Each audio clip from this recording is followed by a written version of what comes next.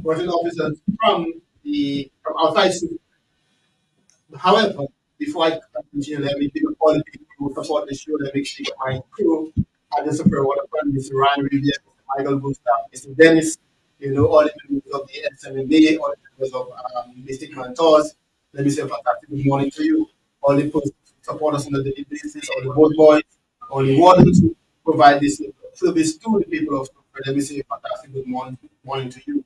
To all my officers at the Super Police Station, Sergeant Mark, Sergeant Smith, at the Sugar Police Station, and a fantastic good morning. And again, take you back to our guest. Today we have with us two excellent officers. Um, First, let me allow them to introduce themselves. I do not want to take the credit from them. So let me allow them to introduce themselves and then discuss who they are, what they do, how they contribute to the safety of the people of Gulf and to the policy. Because sometimes we believe that people need to be there, or we need them to understand how they contribute towards the holistic operation of this force. But as an organization, one thing I've learned is that interoperability, our ability to communicate, share information, respond to information, is what really drives the effort of policing, what really results in success. And with that, that is how we are able to coordinate operations. And this morning, Suffolk community would have witnessed a high police presence in Suffolk, where we had multiple officers, multiple units coordinating and conducting operations to ensure that we keep the people of Suffolk. And there will be a lot of that in the coming days, because we believe that we need to keep Suffolk safe, we need to keep our people safe, we need to keep St. Lucia safe. And as the inspector in charge of Suffolk Police Station, it's my responsibility to do everything with my power to get all the resources available to support. So without further ado, let me allow my guests to introduce themselves. Go ahead. Good morning, Sufre. How is everyone doing? My name is Shervon Mathieu. I am the acting assistant superintendent responsible for the criminal investigations department in Castries and also the special operations team. I've been a police officer for the past 18 years. Policing is something that I love, and I always do my best to give all what I have to the citizens of St. Lucia, especially when it comes to crime fighting. Fantastic. Welcome, Assistant Superintendent Shervon Mathieu. And for those of us who know Shervon Mathieu, we all know Shervon Mathieu is from Supre and is an instrumental part of Supre.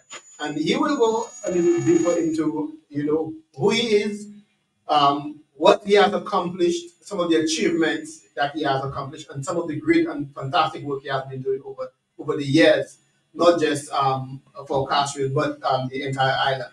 Our second guest is somebody who's not from Supre, but is very familiar with Supre in that on a regular basis he is here. As to what exactly his missions are, I cannot go into detail, but I will allow him to introduce himself and say who he is and what he does. Pleasant good morning, Supre. My name is Christopher Joseph, Sergeant of Police 572. I'm attached to the Raid Department and the Special Patrol Unit. I work along with ASP Matthew. We've been working for a while. It's a team, Robin and what's it called again? Batman and Robin, I would say. When it comes to fighting crime. Yeah, he's the one who does the theory and I do the practical. Fantastic, guys. Fantastic. So when you hear of the Special Patrol, what we think of is our tactical units who provide tactical support to our operation. And those officers, I could tell you, work tirelessly to ensure that there is peace and tranquility on this island, to ensure that the criminals and the bad actors within our societies are kept at bay. And, we cannot go into detail onto the successes of your and the things they do, but, if you are in there and you understand what is required, you understand the amount of effort and pressure that those officers are placed on a daily basis, engaging and interacting with some of the worst individuals from a criminal perspective that you would have met, persons who have been responsible for violent crimes, homicides, other serious crimes. And those officers on a daily basis go out and interact, engage those persons without favor or any kind of prejudice, and perform that duty, at the highest level, and that we must commend them. we must give them the thanks because they sacrifice. I could tell you, sacrifice a lot, sacrifice family time, sacrifice their own time, put their lives at risk on a daily basis to ensure that every St. Lucian enjoys the peace and tranquility that this country provides. And we must commend them for this excellent work, and we must ask them to continue doing that fantastic work, continue to support the efforts of the RSLPF, and continue to be the great individuals that they are.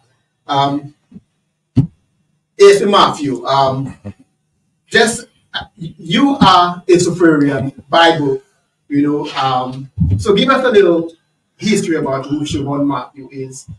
From your days playing basketball on the court by the hospital to you now being the Caribbean top crime fighter. Give us a short background who you are. Let the people of Supre, for those who may not know. I'm sure everybody know who you are, but give us a quick background who you are, where you were raised, where you went to school, and what inspired you to become a police officer. Right. Well, I was born and raised on in the area we call the Lane, not between 80th Street and Boulevard Street. I attended the Super Boys Infant and Primary. They call it the St. Dominic Savio Boys Primary School. Then I went on to the Super Compre.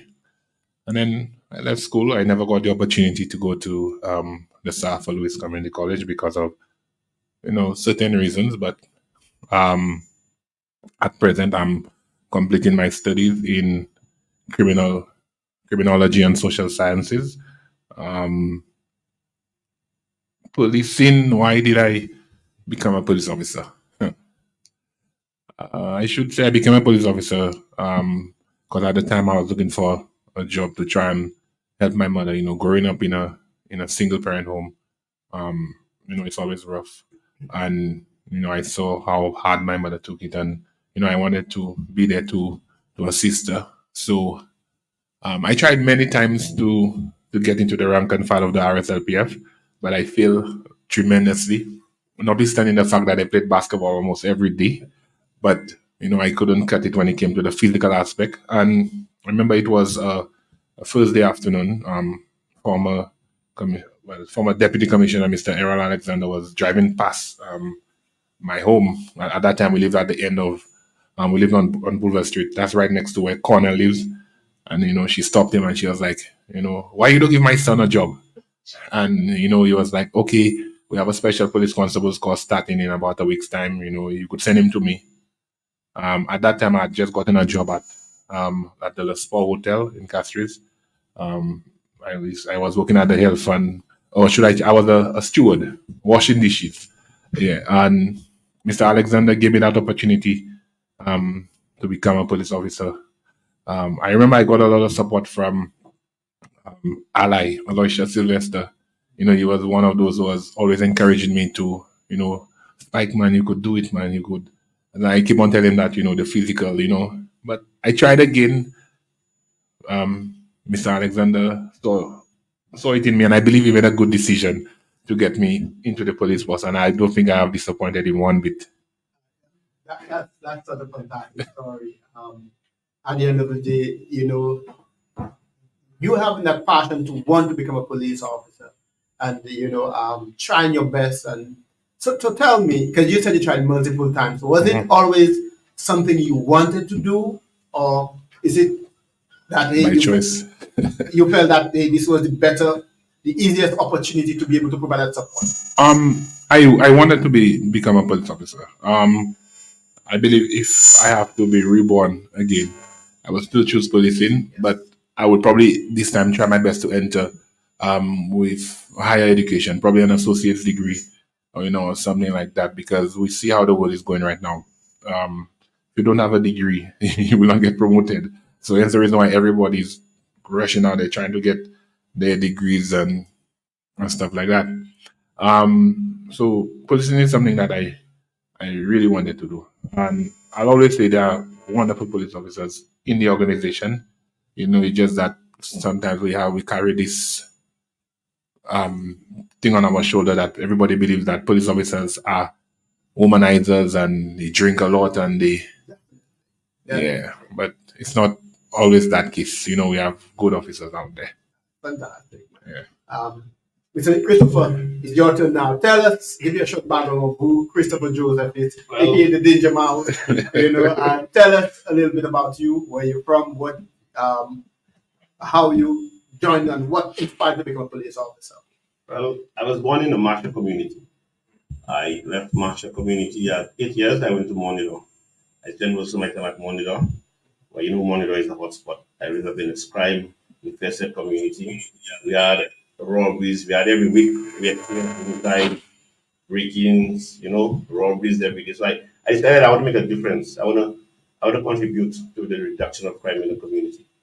So I started working hand in hand with the police. Providing information for them. And I just got interested in the police work. I I went to St. Louis RT Boys School after attended Catholic Comprehensive School and attended Bradford and a few other professional studies in mechanical engineering and auto mechanics and graduated. And I just got a love, a passion for policing. When I just joined the force, I used to drink alcohol. I used to drink alcohol before I joined. And then being a police, the training I went through, the vigorous training I went through for 9 months, I stopped drinking. Yeah, and people don't understand that.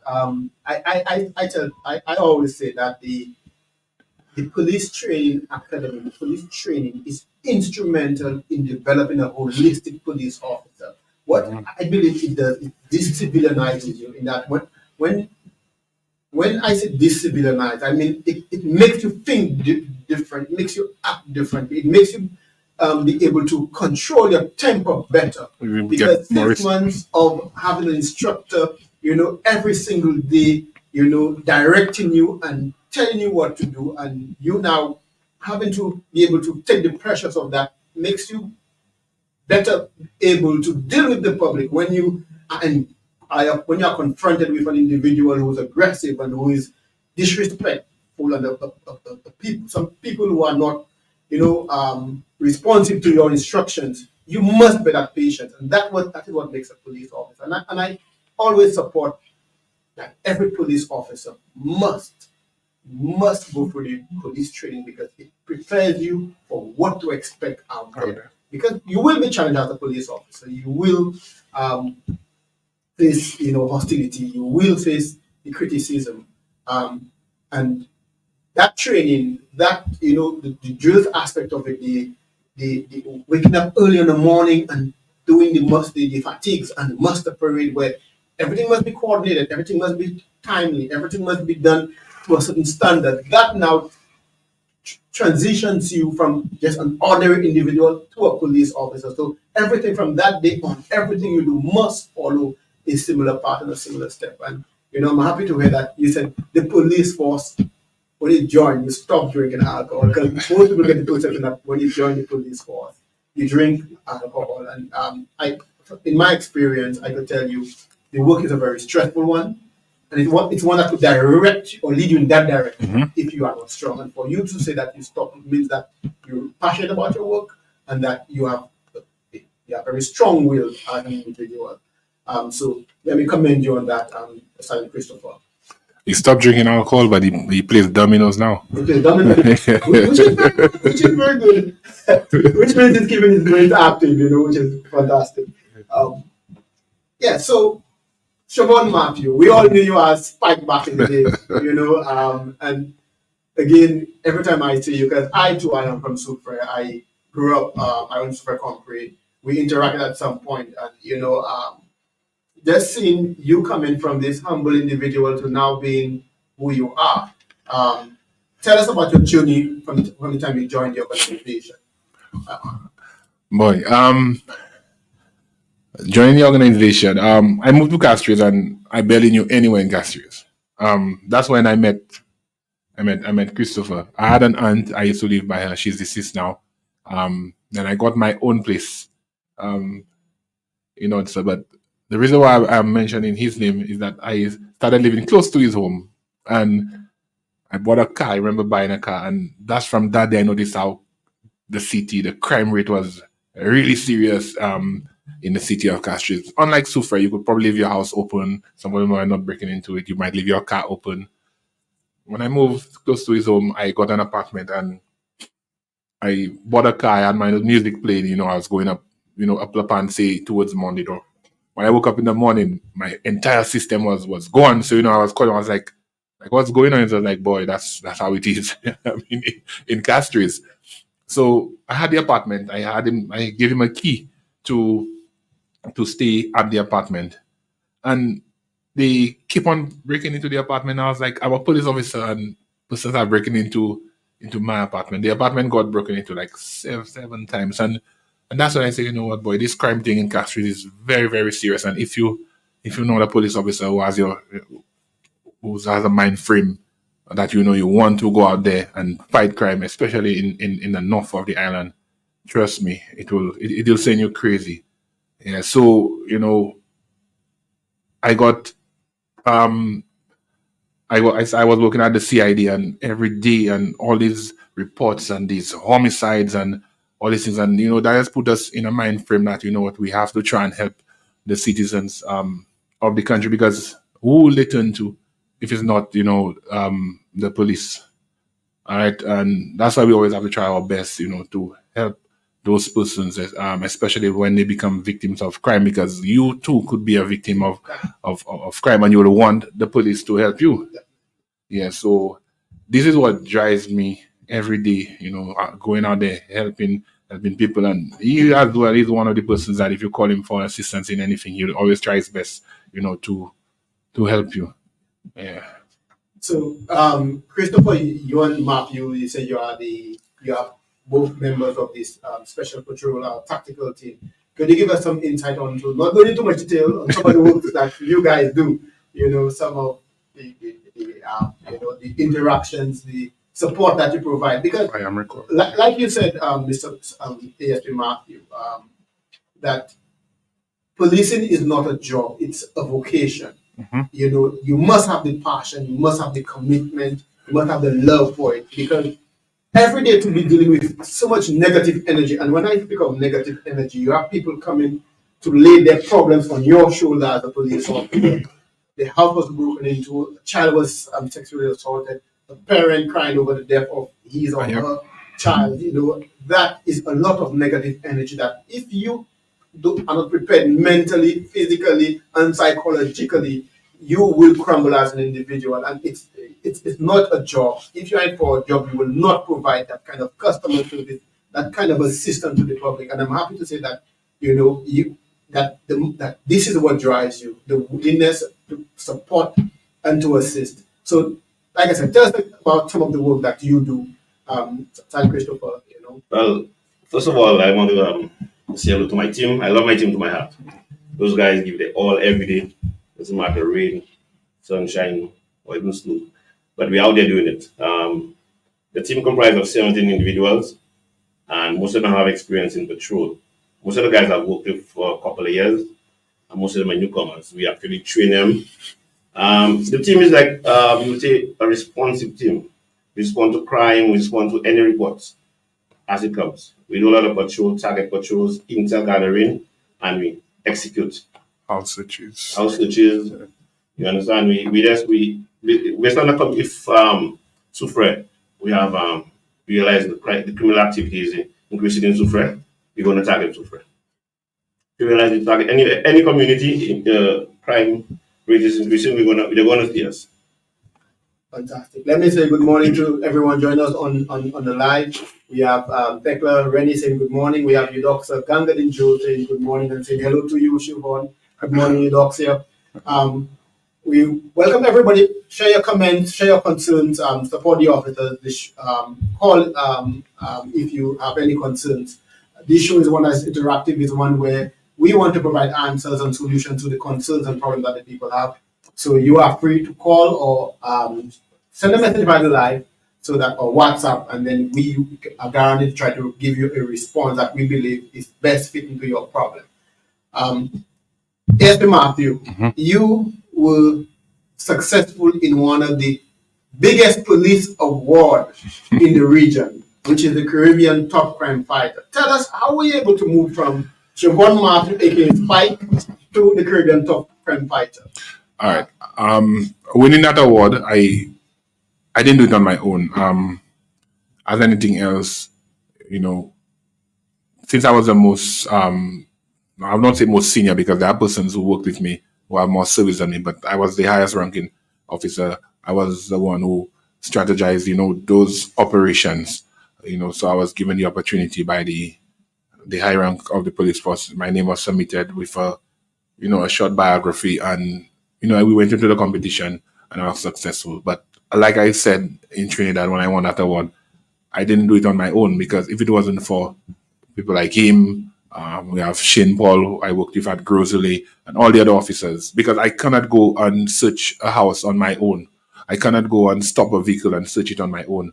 We cannot go and recover stolen items, I cannot go and do it on my own. It takes a team. It just happens that most times the person responsible for the team at most times wins the award. So without a team, no individual award would, because I'm not Superman, and so anytime that I've gotten any award, I always give thanks to my team of officers. You know, I like the humility, the humbleness in it. I have worked with you personally, PSP Matthew, and I know, that at the end of the day, as much as it's a team effort, that team must have this person who drives the team, who drives the effort, who supports, everybody, and can bring everybody together. There must be that person who does that. And I think that is why you were recognized. But like you said, you were not the most senior person on that team. However, the powers that be felt that you should have been given that award or should have represented St. Lucia at that award. However, you spoke about the and like you brushy spoke about the award. Tell us what is the Caribbean Top Crime Fighter Award? okay, It's so important the public understand that it was not just a competition among St. Lucia police no, officers or OEC, it was a regional yeah, it competition. was a regional combination with all the Caribbean islands, Jamaica, all the way down to the British Virgin Islands. So each country submits their findings on what that police officer has achieved and has done.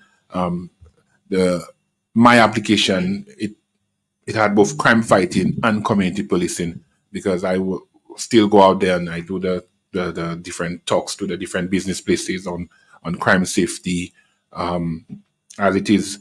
So the judges realized that based on everything that they got, my application was the best in the entire Caribbean. And we're talking about Guyana, Everywhere, Trinidad, everywhere. Barbados, Barbados, all those other islands too. yes, submitted it. All the islands submitted, and they said they had no choice, but our application from St. Lucia was overwhelming than all. Can you imagine the person who won this year? When I heard what that person recovered, well, the person's team recovered, I was like, boy, if I was in that competition, I would not even win. I think they had an operation from the BVI, the guy from the BVI won, and they recovered 47 weapons in one operation. Yeah, that's so who could top that? 47 weapons in one operation. Yeah. Now, Simon Christopher, I think we've spoken about all the work that you guys do in terms of, and you mentioned today that you are a response team. And I will disagree with that a little, right? Because I believe the work that you guys do is actually very proactive and not responsive policing. Because you guys go to the location, you work with intelligence, you identify possible perpetrators who are armed with firearms, persons who may want to commit a crime, and then you execute searches, you execute patrols to prevent that crime from being committed. So in my mind, you are more of a crime preventative unit. But when the time comes for to bring out the big guns and to respond to the violent crime, you all do it and you do it without any fear, any thing to hinder your approach. So again, it is this combination of proactive and reactive policing that can bring about that level of effective policing that we as an organization need. But as you perform your daily functions, what is the bigger concern and the trend that you are seeing, from a crime perspective? what is the biggest concern from your experience in terms of crime and crime fighting? Christopher, Well, biggest concern is social media. You everywhere you go, there are cameras, record, and sometimes you take a photo from one angle, and it could portray a different story. It could tell a different story, and somebody could be while effecting an arrest, somebody is resisting arrest, and you apply force. You use your force of use of force quality. The person catch you while you're effecting the arrest. That video goes around. You see, there's police abuse, and they're not doing a full fact of the story. Yeah, you have that. You have I would say we work hard. We recover firearms off the streets, and when it gets to the magistrate's court, I don't think most of us are satisfied with the sentences because a firearm is not you cannot have a firearm is not something you use to fix a pipe, nor repair a car. A firearm is a deadly weapon. Once a firearm is used, it could cause harm, cause death to you. I don't know why people believe that firearm you get caught with a firearm, you go to jail for 2 years. The sentences are just there's a balance of Yeah. that's all that. so you are saying that you believe that firearm possession is one of the major concerns as a country that we are experiencing, Yeah. and it is something that I realize is not unique to St. Lucia. It's something almost regionally that there has been a certain escalation in the flow of weapons, And it's not going down. and it's not going down. Yeah. And the caliber of weapons that we are seeing today, that is of a major concern to us. Looking at from a homicide perspective, at least 90% of the homicides we register today is as a result of the use of a firearm. And from your perspective, what do you believe can be done to help control that? I believe, as Christopher said, the court system. All right, we the police we're already doing our part. So we go out there, we try to intercept the vehicles, we search the homes. Recently, we got information where a guy was walking around a certain community with a firearm, and when I told him that, he was like just walking around with a firearm, and the morning we came from an operation and we got the information why the guy is actually walking with the firearm. We got to the area. We actually saw him. The reason why he escaped is because I stopped the vehicle and he told me to drive down. But the guy, he saw the vehicle coming, and we actually saw him with the weapon. All right, and it's like I was like, Christopher, like you see it for yourself. He was like, yeah, like he actually has the weapon walking around a shotgun. Shotgun. Wow. Yeah, walking around the community. So when persons here, the police intercept a guy with a people, let me tell you, intercepting an individual with an illegal firearm is nothing easy. Most time we get these firearms on those guys, or even at their households, the firearm has a round chambered. With a round chambered, your intention is to shoot anybody that comes after you. Now, going to a location to search has become very dangerous because this is how most of the guys go to kill their enemies. They come and they pretend like they're police officers. So we go into the locations right now and knocking on the door and saying, police, police. What is the first thing this guy's going to think if they have a weapon on the inside? That's probably not police officers. So, I have this problem with this individual. I'm ready to engage whoever is coming into the location. So when these matters get to court and you have persons plead guilty or they are found guilty and, you get a suspended sentence and you're back on the street, or you fine $35,000 to pay within 6 months. Now, knowing the law, and a lot of these guys right now, they read the law books. If you do not pay that fine, you don't even go to prison for 6 months. So most of the guys will tell you, know what, I'd rather go to Bodley and spend 2 months there and not pay the $45,000. So if we need to make money off crime in the country, there needs to be a situation where these guys are supposed to pay a certain amount forthwith, meaning that if you do not pay at least half or quarter of that money when the court finds you guilty, you'll not be released until you pay it. Because this is the only way, because those guys, they don't pay the fines. And that's why it comes back to him have to get the warrants, and we have to go back out there, the writ warrants, and go back and search for these guys to bring them back to the court. And the sad thing is, we the taxpayers now have to pay to feed them while and secure them while they're in jail. Yeah. So in the end, the state still loses. Um, you are the head of the read department. You, Mr. San Christopher, do you care to share a little about what the role of the read department is? What do you do? You know, some of the functions of the read department. Sure. Basically, everybody has read and they don't know what it means. A read is a command, a written command from the court. We are the family court, magistrate court, the high court. Um, the family court, basically, you have parents come in and sign a warrant claiming that the father don't feed the kid, and they're swearing on a warrant. The warrant will be turned to a maintenance warrant. That maintenance warrant will be issued to the police to serve on the father, most likely is the father. The father has options. Whether you come to court or whether you pay the maintenance warrant. Taken to court, you could negotiate with the magistrate or you could challenge what's on the documents. If the magistrate will give you more time to pay it, and he give you a deadline as well, you don't pay it, it comes a commitment warrant. When it reaches a commitment warrant, you have no choice but to be taken to borderly prison. Well, in the magistrate court, you have a commitment warrant where the matter will be finished and the magistrate will give a sentence. Either they'll charge you for a firearm, example, a firearm, you $15,000 to pay in 6 months. Within those 6 months, you don't pay that $15,000. Commitment warrant will be issued to you. I'll serve it on you. If you don't pay, will be taken to borderly for 6 months. We have the high court. The high court basically get commitment warrants as well and bench warrants. That's one of the most common things in the high court, bench warrants. People are bailed to attend court and they evade. They go to Matnick, but they're arrested and charged and stay there for years. So we have those warrants there and on my desk. They're taking covers. So for those delinquent dads who don't pay the child support, your face will be the face they will be seeing when the police gets that warrant, that child maintenance warrant, and you will be the one holding them up before the magistrate or bodily to demand that they pay that money or support that child.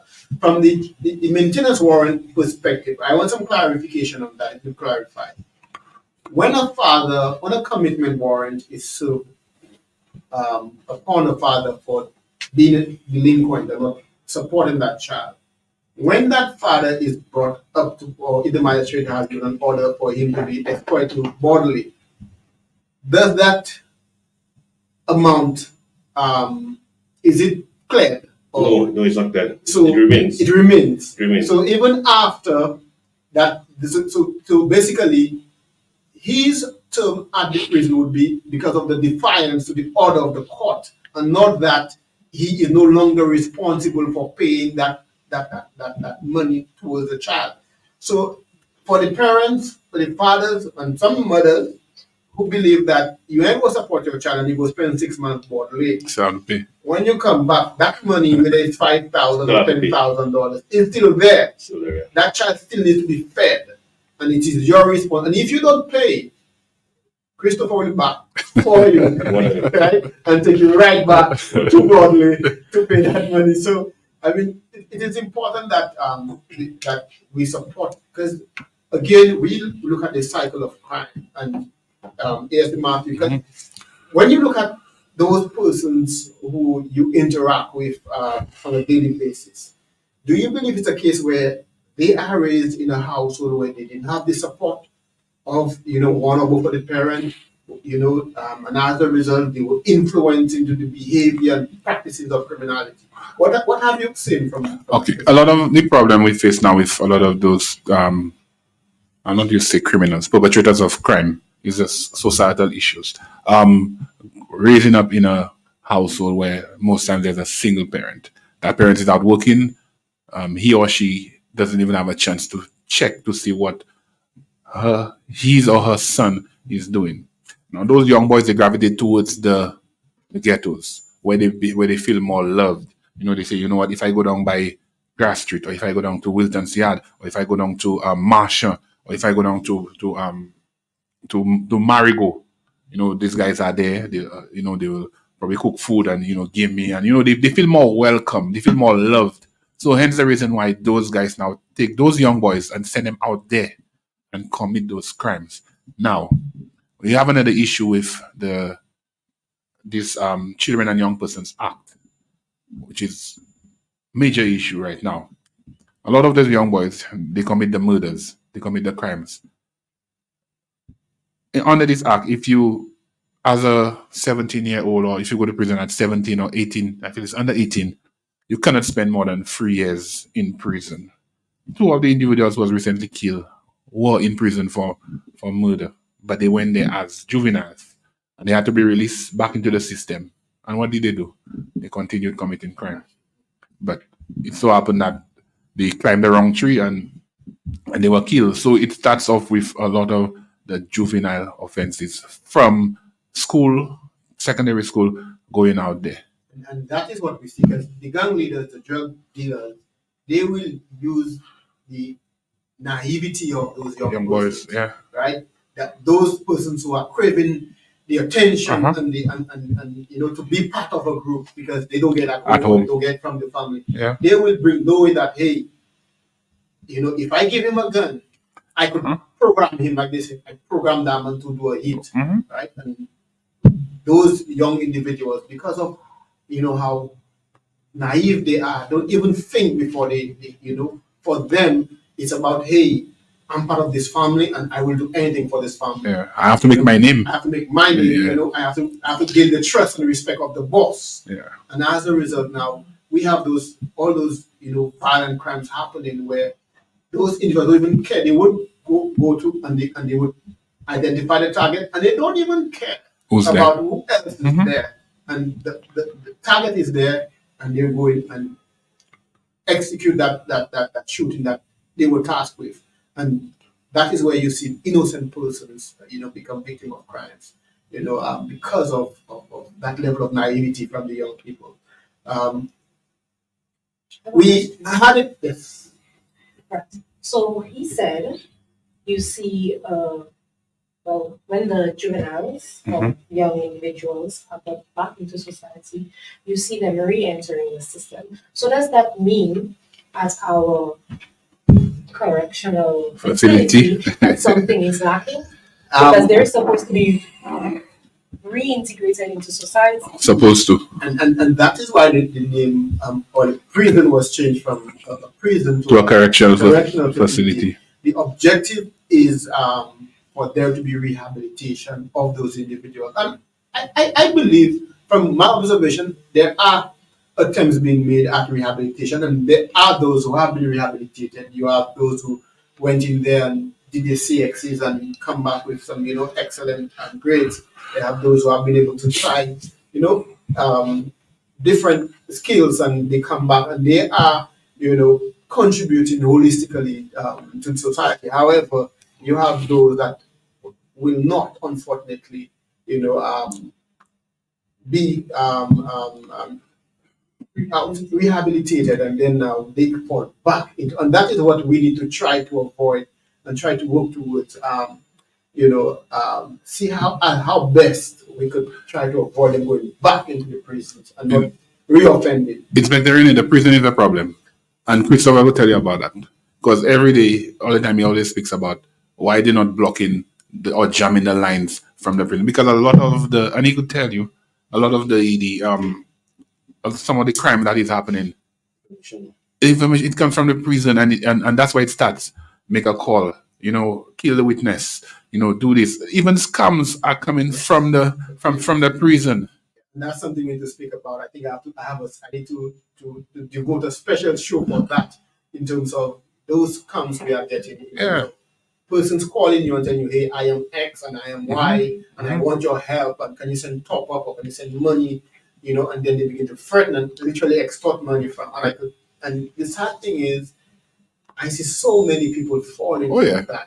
So many people, even from Super. You receive a call from somebody you have never spoken to before, and the person said they're in whatever situation, and they need X amount of top up or they need X amount of money, and they go about and hand over that money or pay or purchase it top up, and then now from the time you do it once, they feel, hey, I get a boy.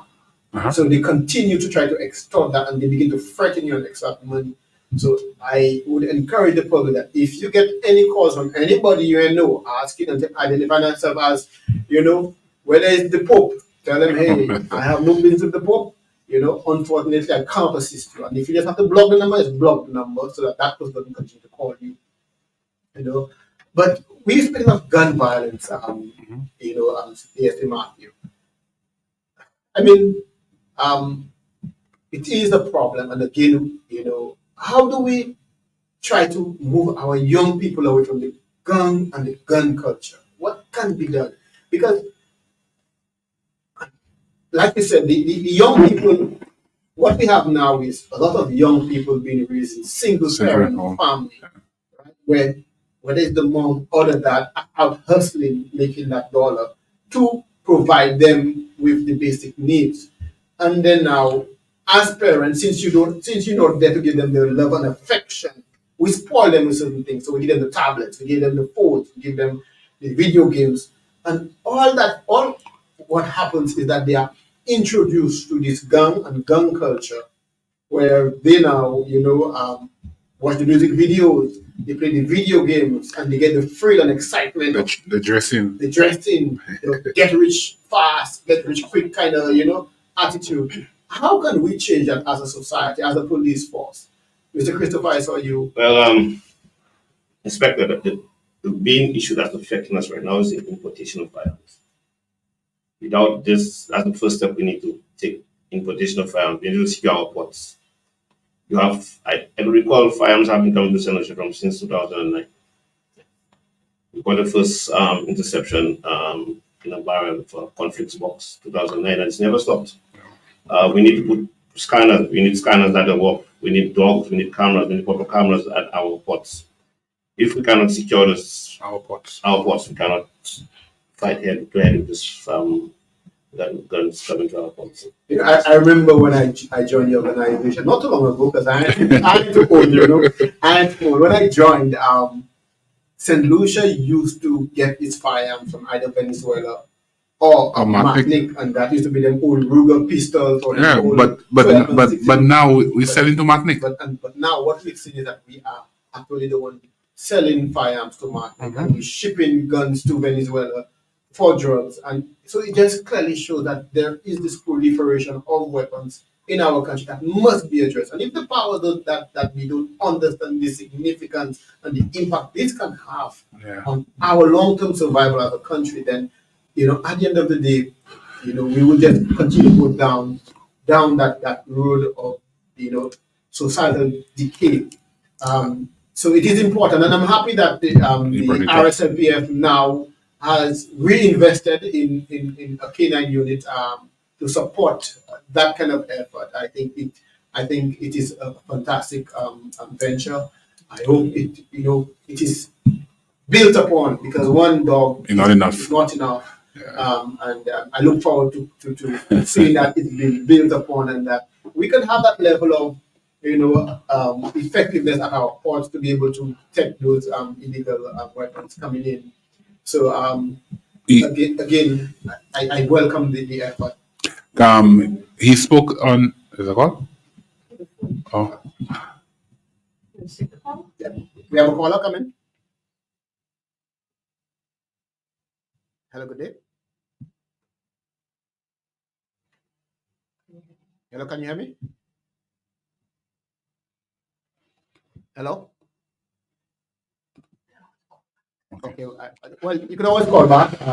Unfortunately, when you get through, so you can always call back. Yes. Christopher spoke of the security measures what we have to do or enhance to and he spoke about the ports. Now, when you speak of some of the societal issues, inspect the young boys nowadays, what they see on social media, and he spoke about social media as well. That life looks better for them. The firearm, the 6, the 7, the different signs, that they put up, the pants and the boxers showing. That's what they see, and to them that's what life is, because that is what they are introduced to.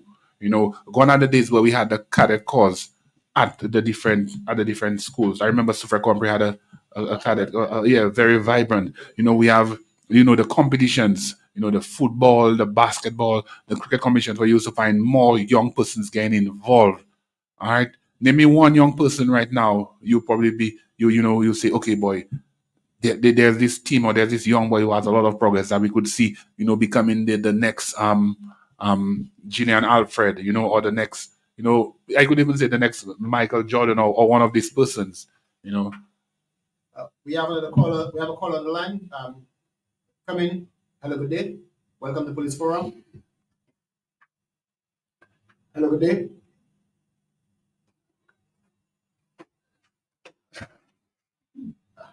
Volume down. Hello, can you hear us? Hello, good day. Yeah, good day. Can you hear me? Yes, we can hear you. Okay, my name is Makapo Philip. I'm calling on behalf of the Shrizel Music Committee to follow up on the conversation we had earlier with the RDF. Okay, Mr. McCarthy, you may have to call back. This is Police Forum. You are calling the police show at this point in time. Oh, So okay. you will, That's the studio. Yes, this you are calling the studio. So I you can may get a have to number call for the back. office direct. That's the Yes. only number I have. Okay. Okay, I'll call back around 1 o'clock. All right, thank you, Mr. Philip. Have a wonderful day. Yes. Yeah. So, this is one of the big problems. You went on to speaking about the importation of farms into our country. Just last week, we went to Martinique. We had a professional development day. We went on the marine boat, and one of the guys who took us around, he was saying, boy, Saint Lucia, you're causing so much problems in Martinique. So, I was like, explain what you're talking about. He said, but all the crime that has been committed up there, the guns that coming into Martinique. I was like, bro, before it was Martinique sending guns to St. Lucia. And the man said, no, but right now it's guns from St. Lucia. And Inspector, I could tell you, we're in for a lot of problems. Christopher has been shot at, and he could tell you, all right, if it wasn't for a block, probably he would be dead right now. Because when he ducked, the bullet hit that block. And he could tell you the trauma that it will cause when you're a victim of gun violence of some sort. And this is the effect it is having on our society, because we have a lot of innocent bystanders, getting hurt when those crimes are committed. An individual 2 days ago, he went to pick up his son at a preschool, and somebody came to shoot him right near the preschool. Do you know the kind of trouble that will have on his son, who stood up in the balcony and watched his father get shot? And the other children. And the other children? Is that, it is so heart wrenching. Just hearing about those instances, and that is where I encourage every police officer, that hey, this job is not, or this profession is not just a job; it is a vocation. If you are going to be there, you do it to the fullness, of your ability. Push the extra work, go the extra mile to make sure that we contribute towards not just the victim, but our own, survival as police officers and that of our family. But then again, some police officers will tell you, is it worth it? I'll cut you short, Inspector. When you found drugs in your car, you charge with intent to supply. Why not when you find a firearm? Why not intend to commit a crime? But why would you have a firearm in your car? Is it with intent to commit a crime? Definitely. So why not, why not the laws, the heads above, think of it, sit down and put some legislation down, Especially when that firearm is found around in the chamber. Yeah. In the chamber. It means that you are ready to discharge that weapon, and it did not get in there by any accident. A firearm has only one sole purpose, is to If kill or harm. let's go further. So many persons being caught with firearms. Some of these guys, when you look, we have the Proceeds of Crime Act. Why is nothing being pushed? We need to go after everything that these individuals have. An investigation, his bank account. I'm sure he's not working anyway. He has a firearm, he has a car, he has everything, and he doesn't even have a salary slip.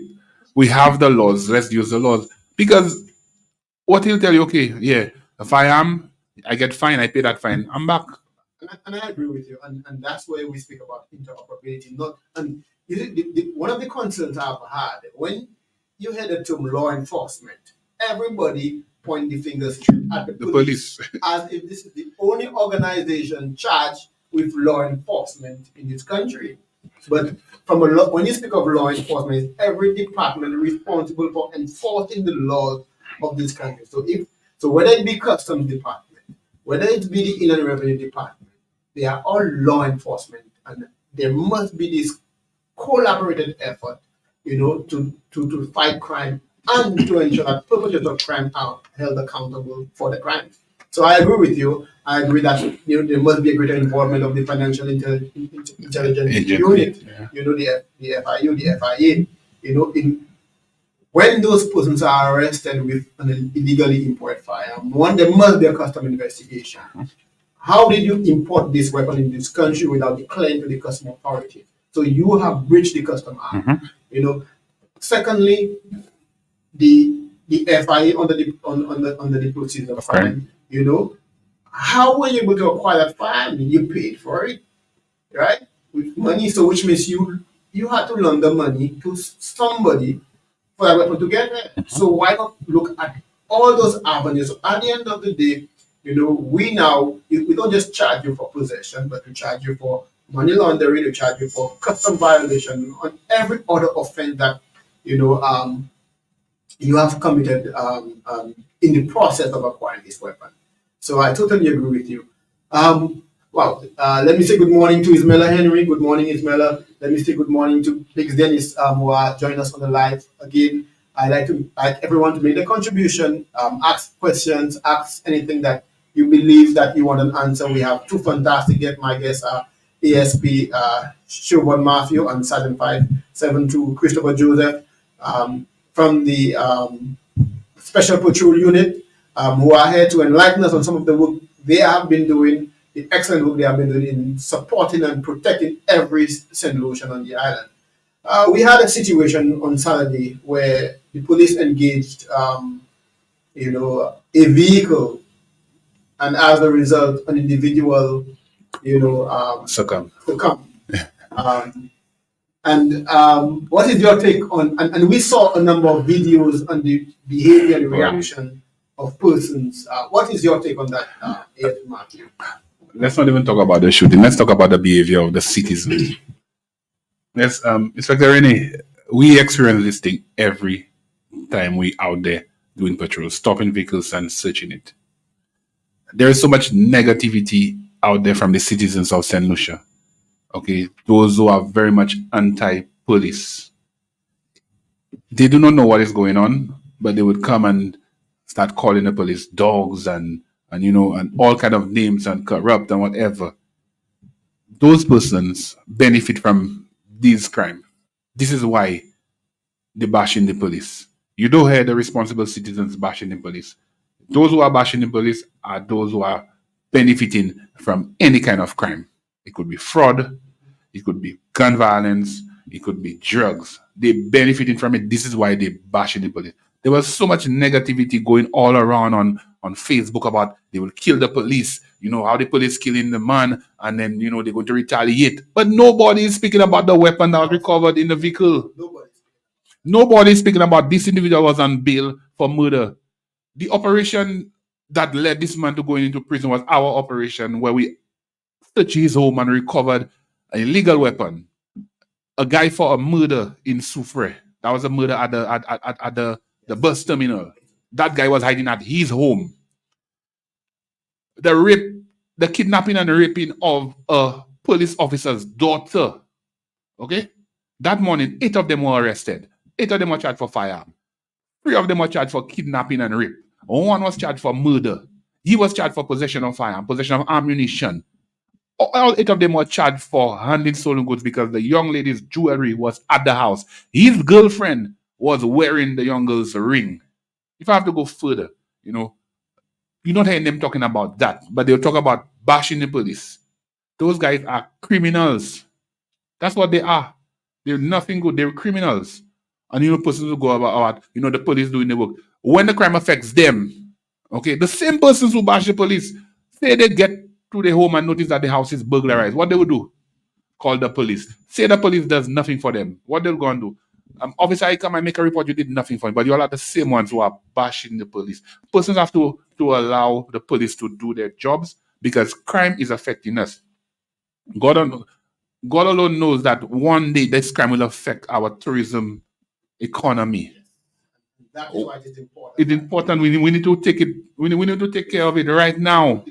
And the sad thing is, some of the persons who benefit from the tourism industry, those persons who work at the hotels, they would encourage the children to engage in criminality, not realize that it will indirectly impact them in the long run. And Supra is a touristic community. Most of the families in Supra benefit directly from the tourism Exactly. industry. So I encourage every family member, everyone to, if you observe, I know it's your child, try your best to speak to your child and deter them from the criminal activity, criminal act. However, if that child feels the need that, hey, being part of the gang is more important than supporting his or her mother to sustain this household, then the mother needs to take the right step and call law enforcement and say, hey, my son has a gun.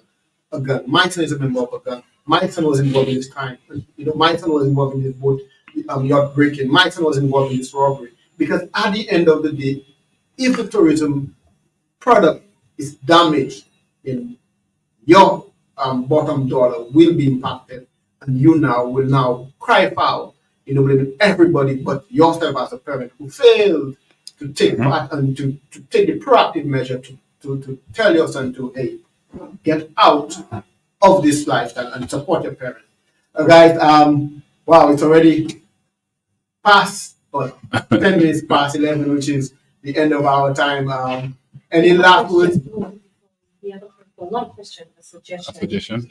Somebody said that all solutions, laws should be taught from primary school. And I believe it is important, and that came from Ismaila Henry.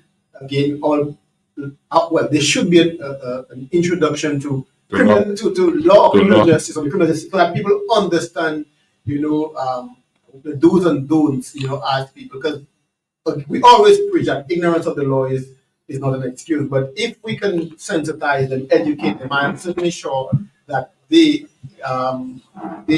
will be better individuals, better support, and have a better appreciation for what the law is and what the law is trying to accomplish. Again, like I said, That's a great suggestion. she's actually my former classmate. Yeah. So I want to thank her for that suggestion. Somebody who I believe is very intelligent. So thank you for that, Ismaila.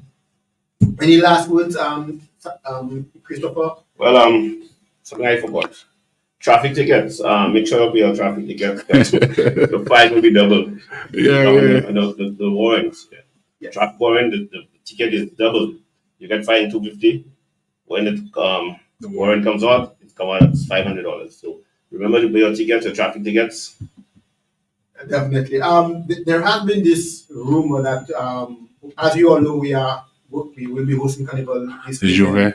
We will be hosting our Juve and our Carnival Parades of the Bun on Sunday and Monday. There has been this rumor that it has been postponed. From my knowledge as the officer in charge of Sugar, I have no information of, and as we speak, preparations are afoot to fully support this activity. Yes. And what I know is our tactical team from the north will be there.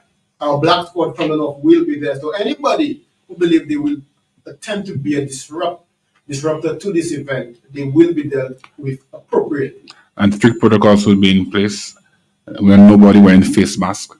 Because if you have a face mask, that means you want to commit an offense. Because it's an offense under the criminal code.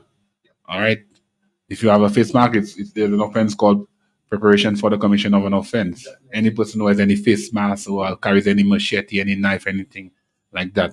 So we just want to let people know that let's have a safe Juve and a safe carnival in Supre. And the police will be on the ground ensuring that this is done. And anybody who misbehave, there is enough space in the cells at Supre. Ensure that the cells are empty. So if anybody is messing around, we just pack you and drop you at the station. Definitely. And we have enough space. We have from Miku down to Supre, enough space. And you will spend the 2 days of carnival in the cell.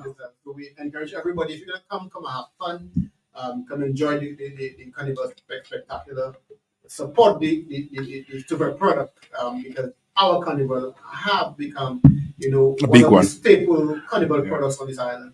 So, we want to keep it that way.